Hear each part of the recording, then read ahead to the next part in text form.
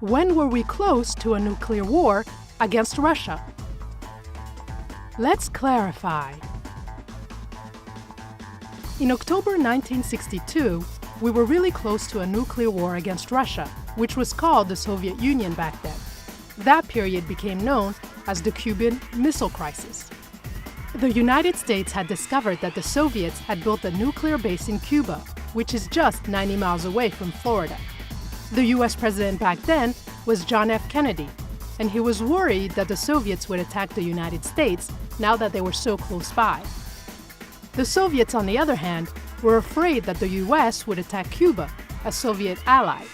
Besides, the US also had nuclear missiles in Turkey, pointing out toward the Soviet Union, which made the Soviets uneasy too. To force the Soviets to get their missiles out of Cuba and to destroy their nuclear bases there, President Kennedy ordered the Navy to place a ring of ships around Cuba. That way, no Soviet ships would be able to approach the island to bring new missiles. So for 13 days, Kennedy and the Soviet leader Nikita Khrushchev were ready to attack each other with nuclear weapons if the other side attacked first. In the end, they got into an agreement. The US promised not to attack Cuba and removed its missiles from Turkey, and the Soviets removed their missiles from Cuba.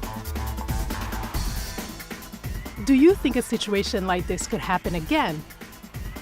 Were your parents or grandparents in the US during the Cuban Missile Crisis? How do you think they felt?